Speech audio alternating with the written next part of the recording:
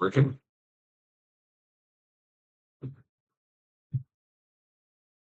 And I don't know why it's not streaming.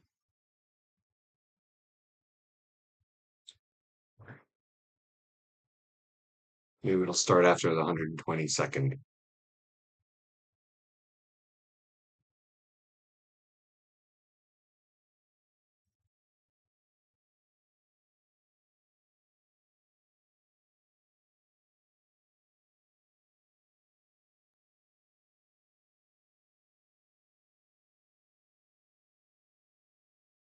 Okay, it's working. All right, now I'm starting to find out more and more how to work this program. Well, if anybody's tuning in right now, I'm really sorry about all the issues. But the next live stream, that I'm working this stuff out, will be a lot better. Ah, well, welcome to Occam's Razor. I'd like to thank all my subscribers, and if you hit the notification bell, you'll never miss another episode. If you'd like to leave me a story tip, there's a link down below in the comments. If you'd appreciate what I do and you'd like to support me, there's a link down below. You can choose to support me monthly. The link at the Substack as well. And right, so let's get right into it.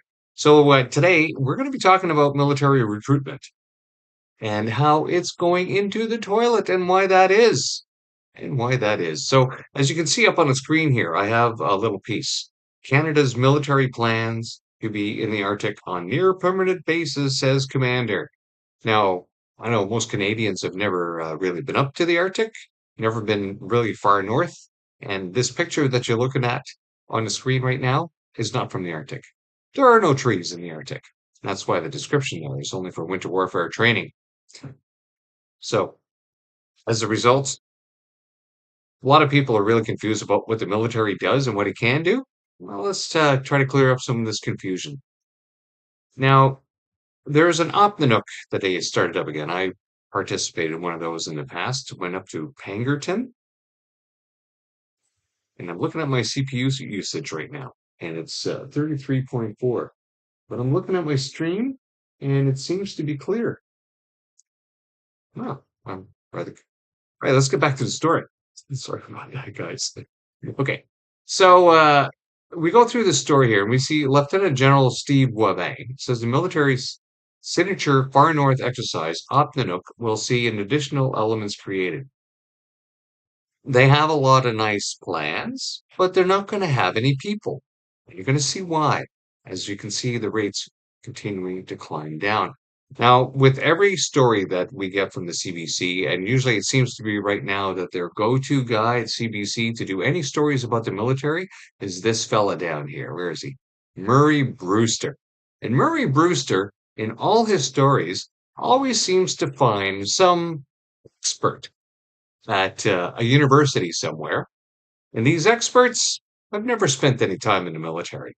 They're very well educated, they have a lot of opinions, but they don't have anything that's actually grounded in reality. And I say this why? Because the person that they are actually quoting here, an apparent expert in Arctic geopolitics, a guy who's probably never slept in a fart sack in a freezing tent out in Winter X. Well, what kind of person is he? Well, this person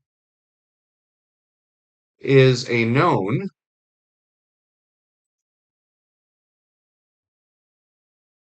pro jibby jab man. Yes, here he is back in 2021.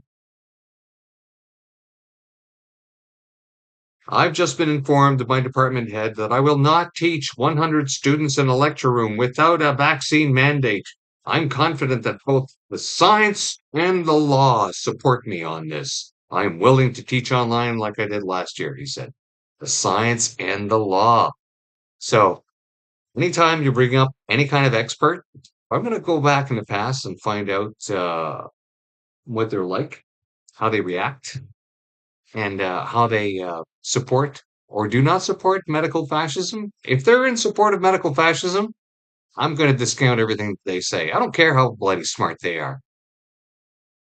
They're just unethical. You cannot take anything that anybody is unethical or immoral at the bank or to the bank, because in the end, they will not morally or ethically support you, regardless of what they say.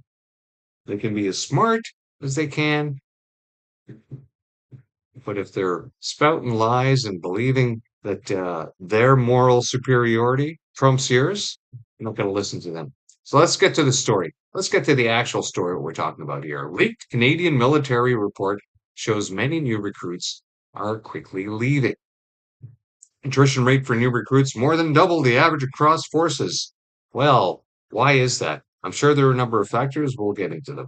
The Canadian military insists it's getting a handle on its recruiting crisis. Well, no, you're not. You're not getting a handle on it because you still have CDS Directive 003, which requires a 3 COVID-19 jibby jab requirement after you join.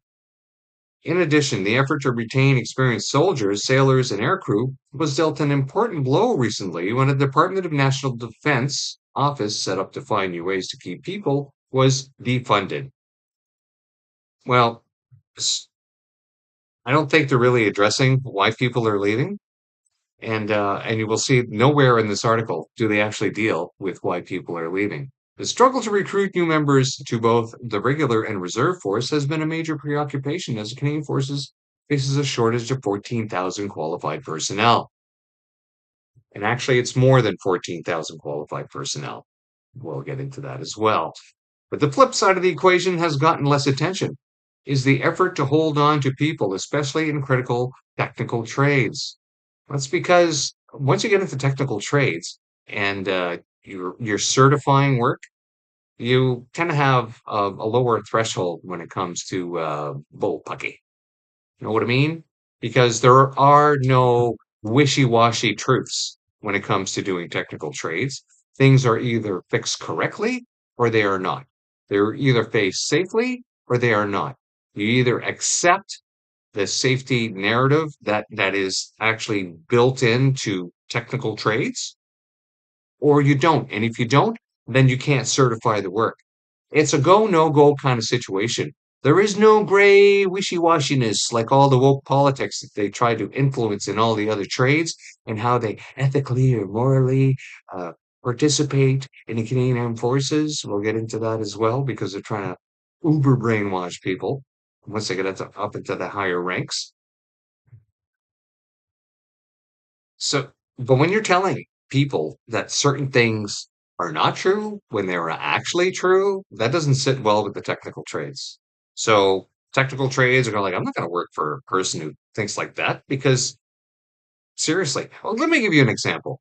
Back in the day, maybe 20 years ago or so now, it's probably been that long, some cook had a great idea that if we made all the other cooks pay for the meals for the shift that they work over at the mess hall, then look at the amount of money we'll be able to save. Because for years, cooks had been eating at the mess because that's where they work. In fact, I would want the cook to eat his own food. Wouldn't you? And besides, it's a really crappy job in the military, so we don't deny them that perk of being able to eat the food that they make that we really want them to eat. But no, some clown and he got promoted over it says, no, we should charge them the food. So not only do you have a really crappy trade that people don't want to join, now you're going to charge them over the meals that they work. That would be like charging a pilot for the fuel that he burns in his plane every time he goes up flying. Yeah, really. That's what it's like. And when we face that kind of BS at the lower ranks, and we see the officers acting with impunity, well, no wonder your recruitment is down in the toilet. According to the evaluation obtained by CBC News, the military's biggest retention problem appears to be among those who've just joined. Well, that has always been the thing. Because when you put them through recruit training, you're going to filter out the people who don't belong there. The highest attrition rates within the Canadian Armed Forces are observed among its lowest ranks and newest members, said the report. Really? Really? I don't think so. I don't think so because you guys went and punted 10%. That's a pretty high rate right off the bat. And we'll see those numbers again later. The reason new members are quitting, training delays and difficult adjusting to military life.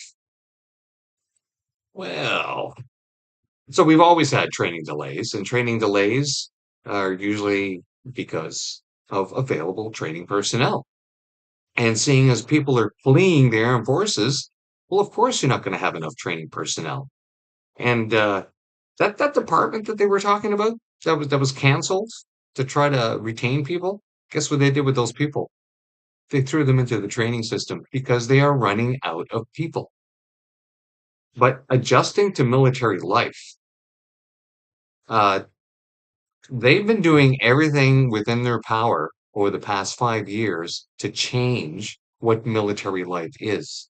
Military life is supposed to be achieving the impossible in many ways. We do far more with far less than anyone else. We are given a task, we're given an operation, and we carry it out to the best of our ability.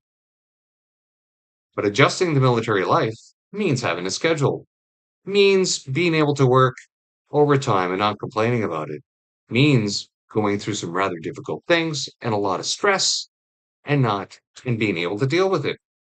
But what they've done to military life recently is they've brought in an ideological narrative, wokeness, if you want, that isn't even compatible with day-to-day life among common sense people. So it's not so much the military life. There was nothing wrong with the military life. In fact, the military seemed to be working along just fine in all these aspects up until the new government changed and the liberals started tinkering with the military. Then the military life changed. In some cases, recruits are waiting over 206 days for training, notably in specialized trades.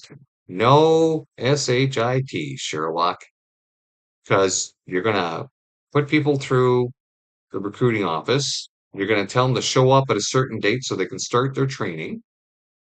And then they go through their basic training. And once they get their basic training, once they pass that, then they go off into their selected trades that they have chosen. If they're going into the Navy and they finish their basic recruitment training, then they're going to be sent over to a Navy training school for that trade. And they're going to sit there until that trade course starts up again. A lot of people in civilian life don't understand how the militaries work, but basically, you're going to be trade qualified, basic training to do all those basic little things that a soldier can, and just common across all elements. Then they're going to go to their trades training. And once they come out of their trades training, they're going to become basically what's called uh, trade qualification level 3. And over the next 2 to 3 years, they will move up towards trade qualification level 4 and 5. And once they reach that 5, they're actually fully trained now in their trade. And now they can start getting trained on the equipment or authorized on the equipment to certify that work. And in these specialized trades, you have specialized trade schools. And where are those schools getting their people from? Well, they're getting them from the very people that are fleeing the armed forces. And that's why there's a delay. So these delays are only going to get worse because the more people leave, the less people we have to train, the longer it takes to train people. Well, I'm sorry, but that's where we're headed to in the armed forces because people just don't want to be there. And it's not because military life is difficult to adjust to. It's because they screwed up the training. They screwed up the training, everything about the military. So people will start finding out that it's not the military of days gone by where military excellence is celebrated. No, no, equity is now celebrated. Everything has to be brought down to lowest common denominator. That's not that's not the kind of military you want for your country. There are sufficient there are insufficient trainers, equipment, training facilities, and other supports to meet training targets effectively, said the report. Yeah, I know. We've been having that running problem for decades. talking about equipment, we always use old equipment. We use a lot of donated equipment. This leads to delays, which significantly frustrate new members who often face months of underemployment. Yeah, but what you don't say there is that they're still getting paid, right? They're getting paid. They're getting a paycheck. Yes, they don't feel like they're contributing because they're waiting to get trained, but they're still getting a paycheck. Are they underemployed? I think you're making quite an assumption here because when people join the forces and they complete their basic training and then they are waiting for their trades training, where do you think those people sit? In the past, they used to sit at the training base. They used to be part of the personnel awaiting training platoon, the PAT platoon people. Well, what they're doing now is they're sending these people to the units for the units to babysit them, which is fine, but not fine. Because when you have to babysit people, that takes away from your operational capacity because now you have to have somebody at the squadron babysitting these people, looking after them, having them report to them. Now, you can take them and, you have let's say you have a brand new radio operator, even if they still have those, and he's waiting for his radio operators course. They don't have that trade anymore, but let's just say we just made this up. He's waiting for his radio operators course, so they send him to the unit where they use radios. And so he's going to be sitting there. He's not trained to use an radio yet. He hasn't been shown how to use a radio yet, but he's a radio operator. So he hangs out with the other radio operators, and he hangs out with them, and he sees them how they do their job, and he goes out in the field with them. He does their daily activities with them. He gets involved in squadron activities. He gets the tempo and he goes, "Oh my goodness, this is what I'm going to experience once I finish my training." And then go to the school. He goes, he does his training, he becomes a TQ3 radio operator, and then he goes to his squadron or unit or whatever, and then they'll take him through the rest of the training after that, or they'll send him back to the training at the schoolhouse for the next elevated training. It's all different for all the different trades. Just to say that when they're facing underemployment, guaranteed somebody will be directing them somewhere to do something for them to be looked after because they're going to remember as soon as they've signed on the dotted line, they're getting paid. They're getting paid until they're being released.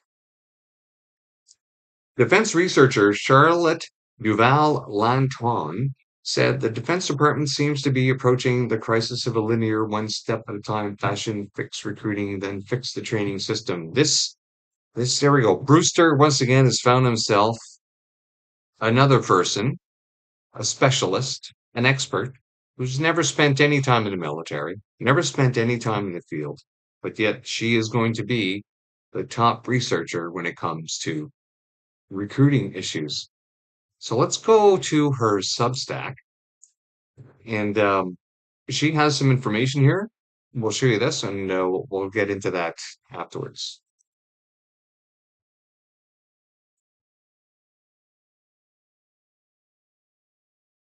Because when you're sitting like a lame duck waiting for your training, your morale can wane very quickly.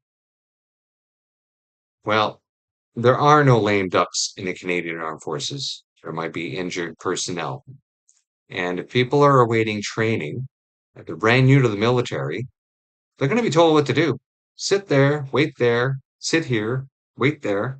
That's the job. You're waiting for training. And if you're having issues with your morale, well, that's a leadership issue. And where has the leadership gone in the Canadian Armed Forces? Where has it gone?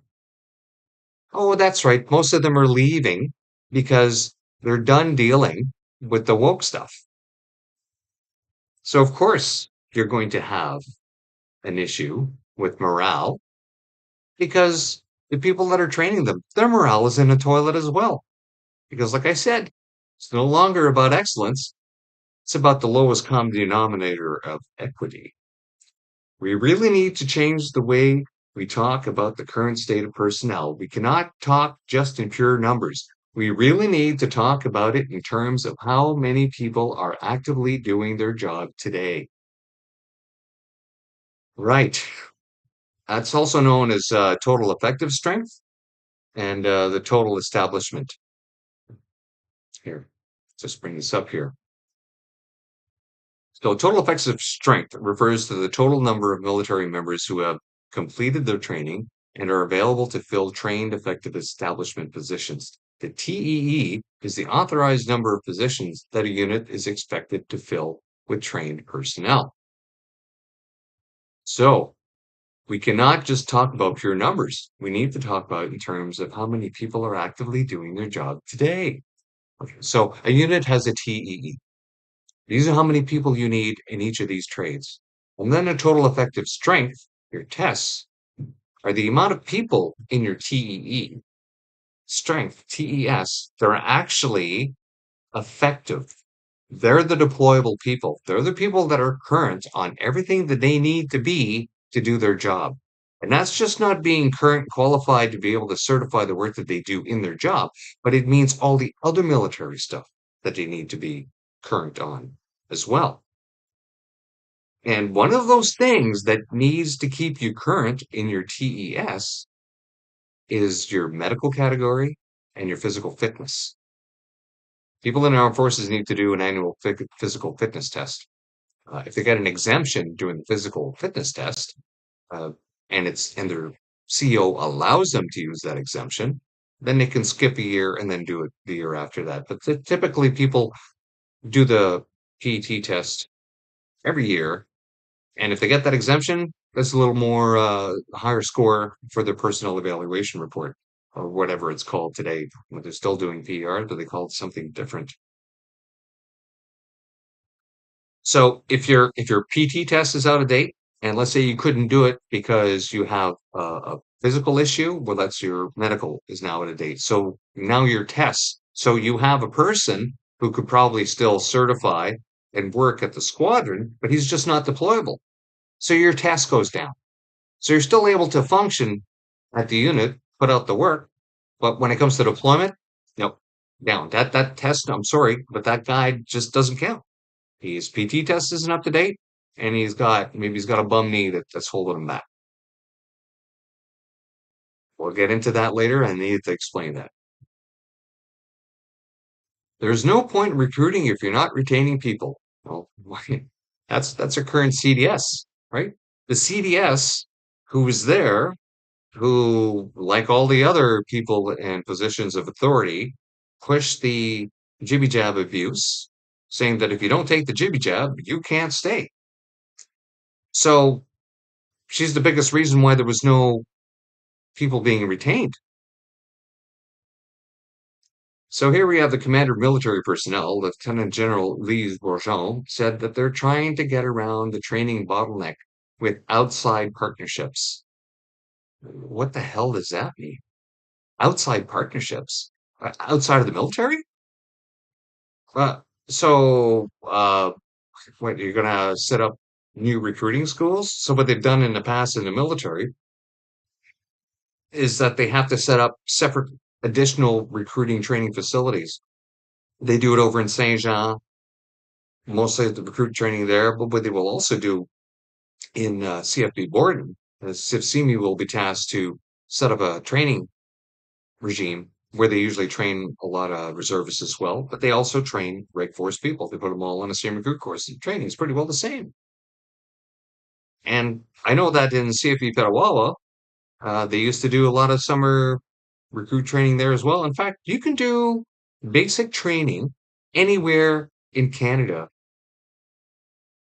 because the course is pretty well the same and it's mostly physically demanding. But these outside agencies, I have no idea what that is. What are they going to send them to the United States to do recruiting there? The civilian agencies are going to set up to teach recruit training? I have no idea what this Lieutenant General is talking about. There's a great partnership being done with community college and other academic institutions in Canada so that we can use the civilian capacity, Bourgeon said, noting that some pre-qualification can be done in a civilian system. Okay.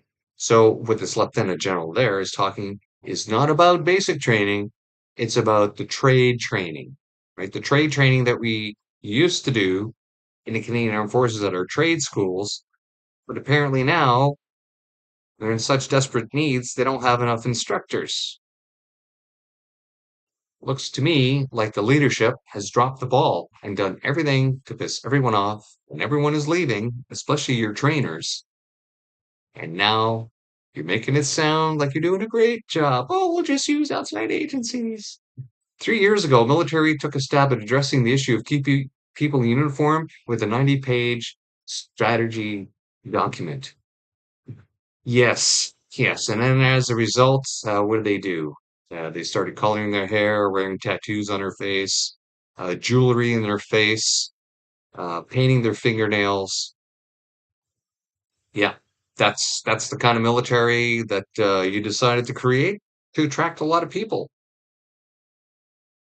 And how did that work out? As part of the plan, the Chief of Defense Staff, now retired Wayne Ear, set up a program office to collect data analysis to provide guidance for senior leaders on how best to keep members from leaving. Well, uh, General Ear, the best thing back then to keep people from leaving would have been not to impose fascist medical mandates, uh, coerce them into an experimental jibby jab without informed consent, and then punt them. Punt them if they didn't take them, and all the while abuse them, call them names, treat them like all the service they have done, whether they're veterans or not, whether they've been got medals on their chest or not, just treat them like second-class citizens. Make them feel like crap, and then expect all their peers to respect you after you've treated them. That's what he did. The evaluation report obtained by CBC News said retention efforts of the military's top commanders had made little progress, partly because of the limited awareness of the strategy introduced by Ear and former Defense Minister Anita Anand. Yes, limited awareness.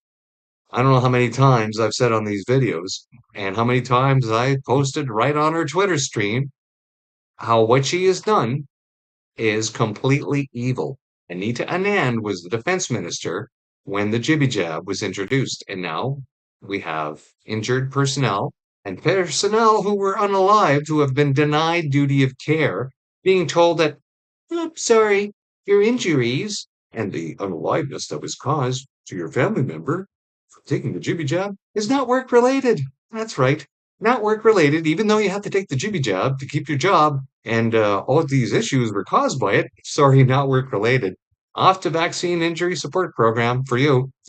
Oh, sorry, was that over 3 years ago? Yeah, sorry, you're not entitled to VISP either. So we're just going to abandon you. And that story right there is also well known amongst the troops in the Canadian Armed Forces because now they see a chain of command and a government that abandons its own duty of care responsibilities for its members. And you wonder what's being exacerbated? You wonder why people are leaving? Because of this. And the fact that these news stories from the government run media never mention what really started the exodus. Hmm. In a statement late Thursday night, the department acknowledged the office had been shut down. And that's the office that they had done to try to keep people in. And of course, they sent them to the training system because they're just running out of people. The department insisted its overall retention strategy is still in effect and that its available resources have not changed. That's right. They're never going to change. They're going to hang on to the Diversity, Equity, Inclusion Plan and CDS Directive 003 requiring 3 jibby jabs in order to be a fully employable Canadian Armed Forces member so that your TES, that's right, so the total effective strength, if you don't have those 3 jibby jabs, you're not on the test. You're only an additional body in the TEE, non-deployable.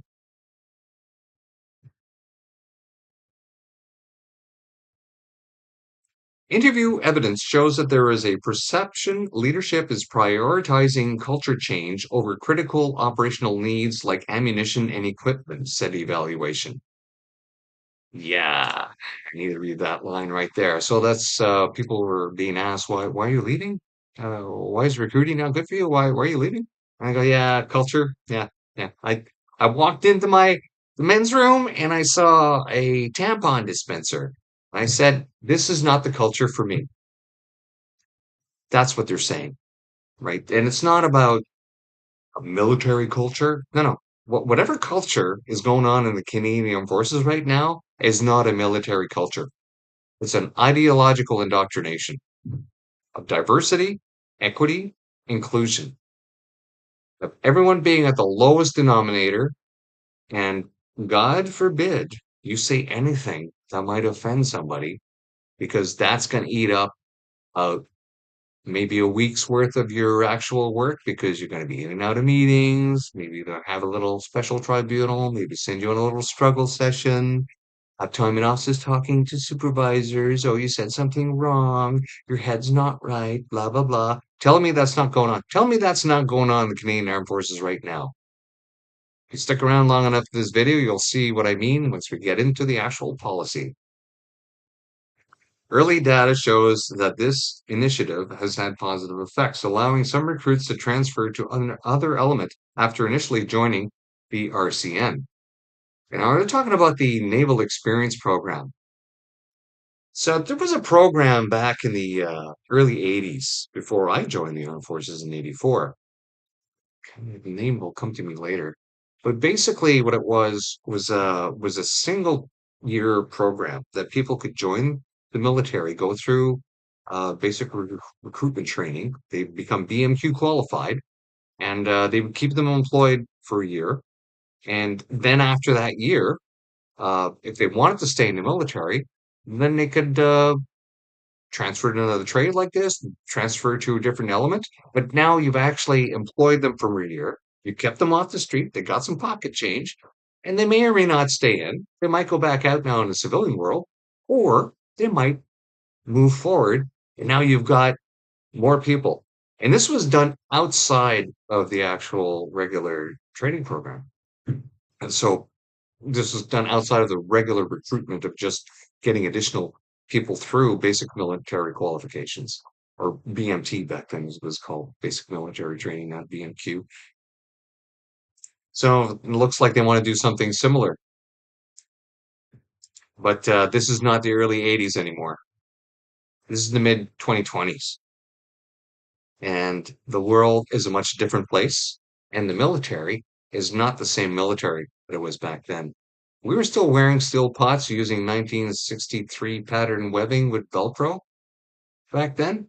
We were still firing the Fabrique Nationale FNC-1 7.62 millimeter ammunition, 13 pounds fully loaded assault rifle,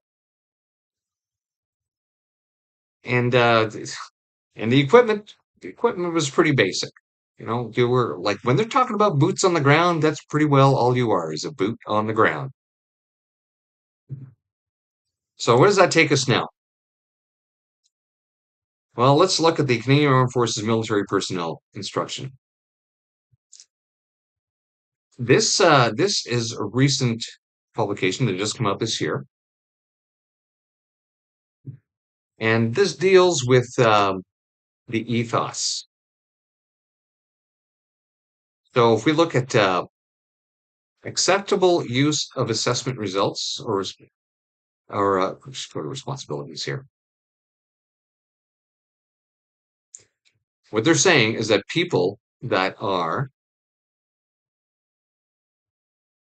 what is it? Basically, they're doing interviews with people to ensure that they're thinking properly. Now we're looking at armed forces ethos and how to use it. You go to respect the dignity of all persons. They've rewritten the ethos for military ethos, but I want to take you down to military values, inclusion. Those who are inclusive, now remember, once you're a commander or a lieutenant colonel in the Canadian Armed Forces, you're going to be given a psychological interview, and they're going to make sure that your thinking is right.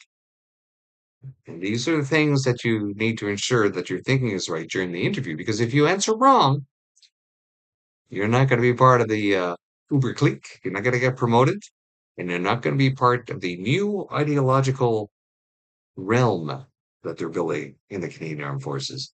Those who are inclusive reject racism, sexism, heteronormativity, homophobia, xenophobia, and any other form of hateful, discriminatory, or hurtful behavior, conduct, or association. Okay, so first let's deal with hateful and discriminatory or hurtful behavior. People who write stuff like this, I've never had to spend much time in a trench. I've never had to spend a lot of time learning how to do difficult things under a lot of stress because people can get pretty hyped up. And there's a lot of yelling, there's a lot of screaming, and there's going to be a lot of noise in combat. And that's why you need to really prepare people for that. And you do this by stressing them in their training environment. You do this by calling them names. You do this by saying they're doing things wrong. You're basically beating them senselessly, mentally, so that they can build up psychological defenses to the reality of combat. Because war is not pretty. War is only has one result. You basically have to subdue and unalive your enemy in order to win that and put your boots on his ground. And that's pretty well it for the military. But if you go into a combat situation, you're saying, oh, those poor people on the other side, I wish I didn't have to, maybe lob rounds at them. And somebody next to you goes, Kilo India Lima Lima, those filthy buggers over there. And then, that they'd be grabbing them off the line and says, you can't say nasty things about the enemy. That's wrong. You're being discriminatory and hateful. And it's, these people are insane. These people are insane. Now, I understand that what they're talking about here is treating everyone respectfully, but they're breaking it down into stupidity because that's how the binary thinking of the far left is. Because they won't be able to differentiate what goes on in at work in garrison and what happens in the field or in combat because their brains are broken. Heteronormativity. Let's look at the definition that Google has. A concept referring to the societal assumption that heterosexuality is the normal or preferred sexual orientation and that all individuals naturally align with traditional gender roles in relationships, often with a focus on the nuclear family. And it goes on to say it essentially assumes that all people are either male or female and that heterosexuality is the only natural or normal expression of sexuality with associated traditional gender roles. So basically, by putting this comment of heteronormativity in their ethos descriptions whenever they start doing interviews with lieutenant colonels and above for their promotions, is if you come out and say that the natural order of things in order for species to propagate is to be heteronormative, in that the only way to propagate a species is for opposite sexes to engage in a heterosexual relationship. If you talk about things like that, you're going to get promoted. Your thinking's not right. You're not thinking gay enough. Heteronormativity is the normal state of affairs on this planet for all creatures. But what they've done is they've gone and said that promoting heteronormativity is now a hate crime.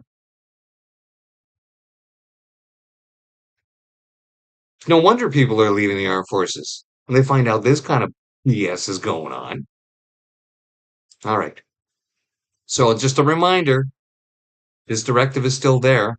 I look it up almost every day to make sure that, oh yeah, yeah, it's still requiring the troops to take 3 jibby jabs to stay employed. Now, personnel readiness verification. You're going to go through, you're going to see that when I'm talking about the TES of a squadron, every year, every other year, or every third year, depending on your readiness level of your unit and perhaps of yourself, because even though you belong to a unit with a certain readiness level, you may have been allocated to another readiness team, like they have here in Trenton, the disaster area relief team, I think it's called, DART, and they have people from all the different units on the base. So they have to maintain a higher level of readiness. When we look at the documents in the military, they're going to be looking at all the things that military personnel have to maintain continually throughout their entire career when they're there, right? They have to make sure that their immunizations are up for North America and that their medical category is up to date. The younger you are, the longer your medical category is fine, as long as you don't get hurt. And then you go in for your regular medical screenings every 3, 4, or 5 years, whatever it is for your age. Immunizations for North America, right? So your standard immunizations that everyone usually gets in the civilian world. If you have a record of those, you're good to go. Which really peed me off. All those anti-vax slurs that still exist today. I've done another piece on that, especially over at Athabasca University, knowing that all our military personnel were already really immunized. And then to say that they're anti-immunization because they refused this one experimental injection that has harmed and unalived so many people. Now, your deployment, what was it called? DAG deployment. I can't remember what the acronym is, but we used to get DAG, and you would go up to the orderly room, and you would make sure that all these forms are up to date. You make sure that your military driver's license is up to date if you have one. And it was a trend that happened during the last 10 years I was in the armed forces. Every year we'd have more and more people joining the Canadian Armed Forces without a driver's license, never having a driver's license. Personnel support program, force evaluation tests. Got to do it every year. Security clearance and verification. Make sure that your identity disc is good, your ID card is up to date. Training, weapons handling. Depending on your unit, you should be firing your weapon off every year, and not necessarily with live ammunition. A lot of the bases now have virtual trainers, and it's actually the virtual trainers are fantastic. There was stuff that they were showing me in my last couple of years in the armed forces I wish I'd had when when I first joined. Uh, the fact that a computer could trigger your release time on the trigger, not only the amount of pressure put onto the trigger. Oh, it's just the science is outstanding. But there's no replacement for firing a live weapon on the range, in the weather, with the smell and the sound, and of course having to run up and down that range and operating the butts, the entire experience. Trainers are outstanding. Those virtual trainers are great. There's no replacement for firing live every year. But that's what they've done because they have to save money somewhere. They'll do virtual training one year, maybe live training the year after that. Again, it depends on your readiness level. Chemical, biological, radiological, nuclear training. Well, that's basically your mass drills. First aid training, keep that up to date. And depending on your position, you might have to do CPR per year. Portable fire extinguisher training. What a joke. We used to actually have to put real fires out with real fire extinguishers after an in-class lesson on how to use the fire extinguishers.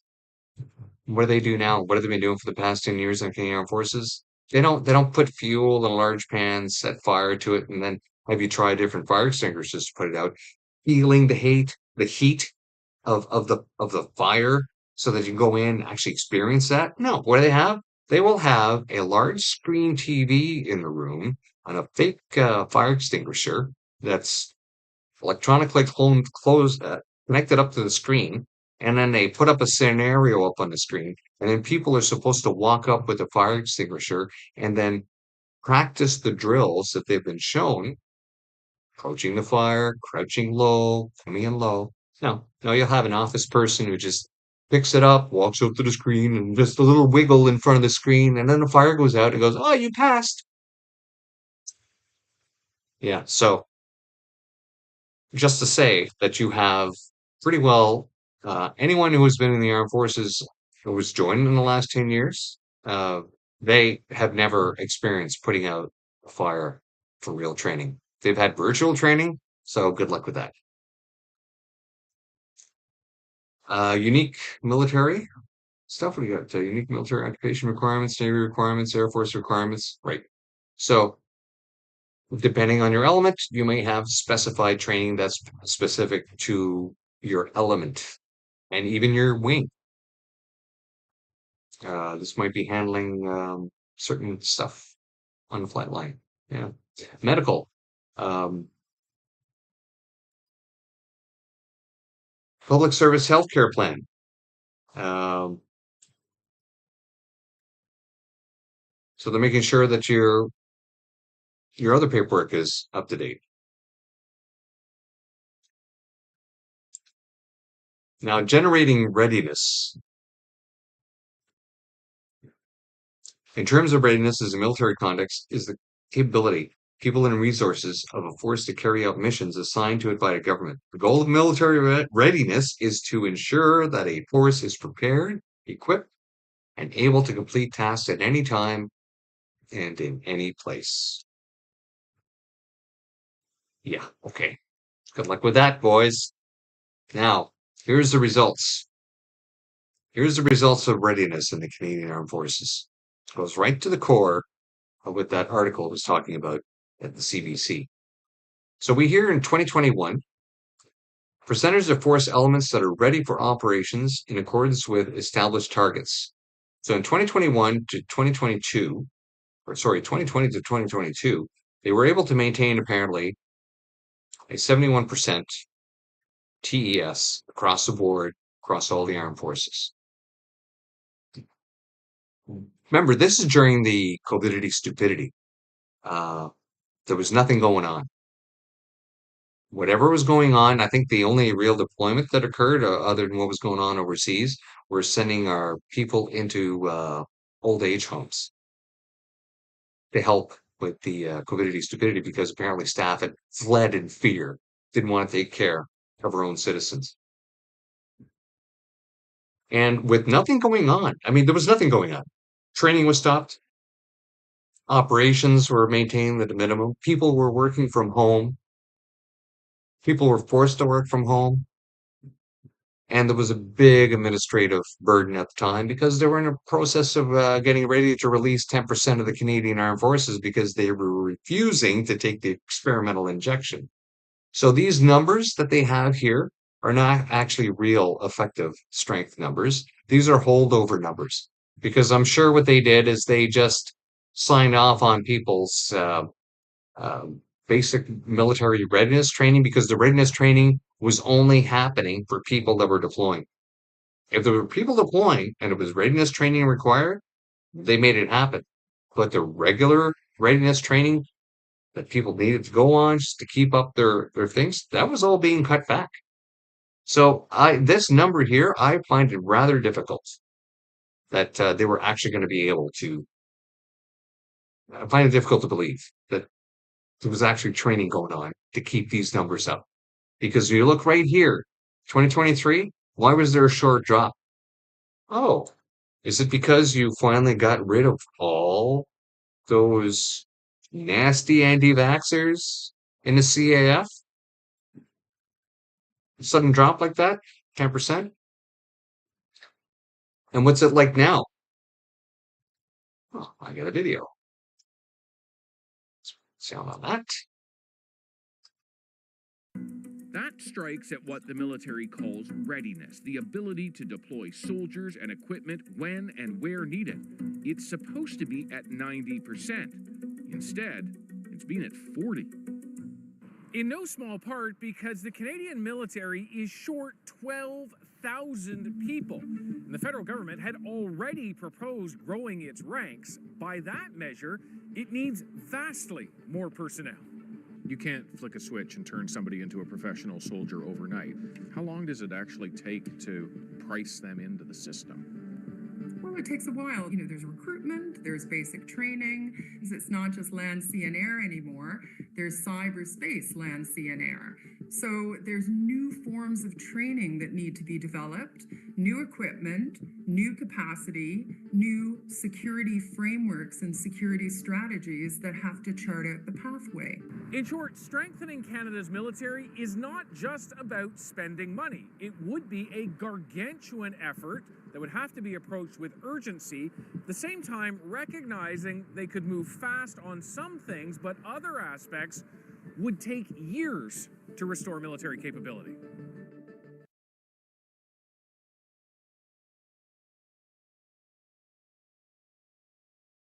Right. What was that number?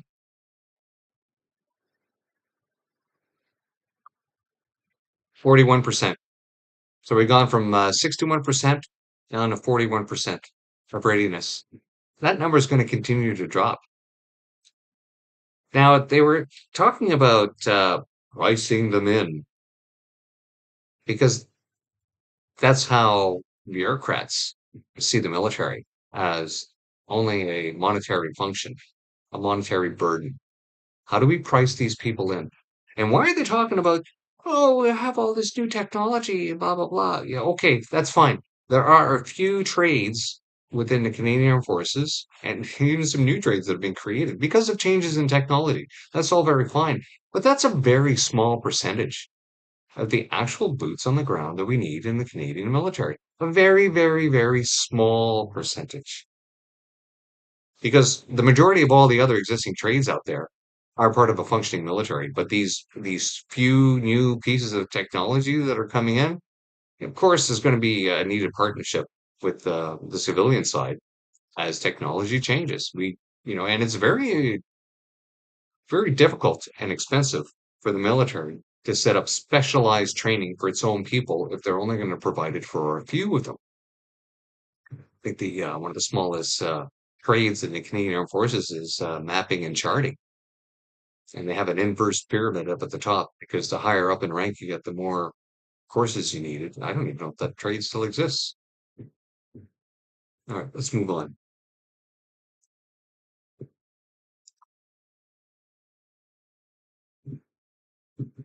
Right. So just again, a reminder here, you have all the other things that people need to keep up on their readiness training.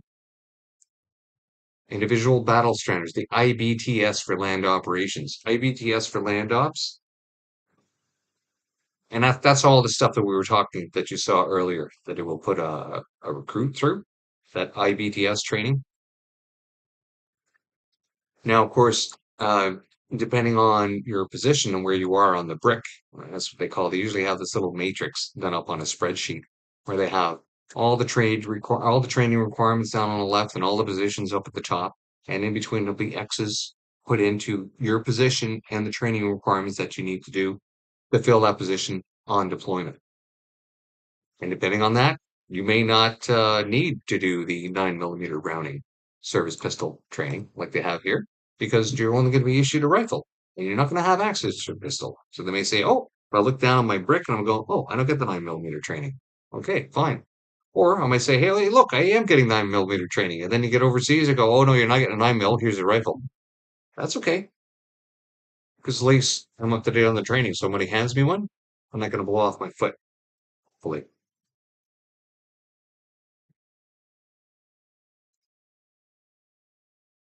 Now here's a little list from a reserve unit, and you can see for them, uh, because this is just their training requirements, right? So every 2 years they have to do their information security, which is an online course. Their media awareness, IS level 1, every 3 years, again, an online course. Firing your personal weapon every year. But now when they go into their training requirements, it may mean, yeah, every year, but every other year in the simulator and every other year on the range. Here we go. CBRN, wearing your gas mask every 3 years, first aid every 3 years. Of course, but your CPR is only good for a year. And then your force test every year. And they've got this little list down here. Now, this was Charlotte Duval Antoine. She was the one who was in the article regarding the recruit training. And her Substack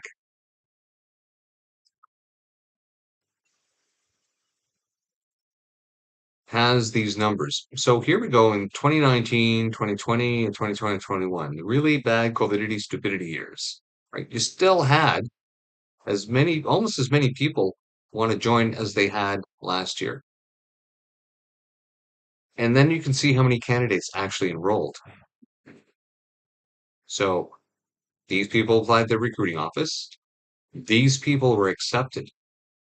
But then out of these people that were accepted, how many of them actually made it to training? And once they got into training, how many of them actually completed the training? So we know that they have reduced the requirements for people joining the Canadian Armed Forces. In fact, they're bringing in people with anxiety issues. They're doing everything they can to try to bring people in, and it's not working.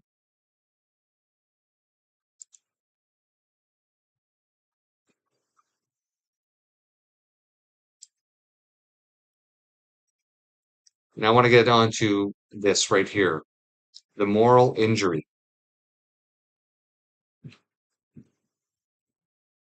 The last 3 years after I left the armed forces, I was not in a really good place. Not a really good place mentally. And it's really only been the last couple of months that I've been able to come out of this funk. And all because the only reason I believe that I've been able to survive this long with the abuse that I was given in the military for refusing this jibby jab was because of me having a higher power, me being able to find solace and pray to be able to deal with this abuse on a daily basis. And it really wasn't until the last couple of months that, like I said, that I've come out of this. And then today, during my research, I just happened to fall into this new edition uh, in Canadian Armed Forces doctrine, talking about understanding the moral injury. And when I read through this, it's exactly what happened to me.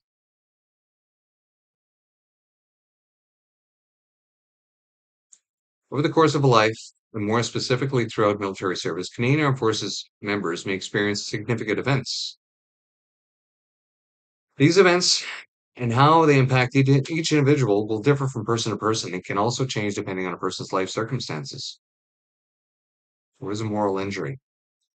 Potential moral injurious events, PMIEs, they always have to create new acronyms, are events that violate these deeply held values and beliefs and often leave a person with a deep sense of unease or a feeling that something just isn't right. It is important to understand that colleagues or leaders may not be able to predict if an event will be morally injurious to an individual, as so much depends on one's own set of beliefs, values, and person's personal experiences. PMIEs generally fall into one of three categories: acts of commission, acts of omission, and acts of betrayal. An act of commission is when someone does something that violates their own deeply held values and beliefs of right and wrong.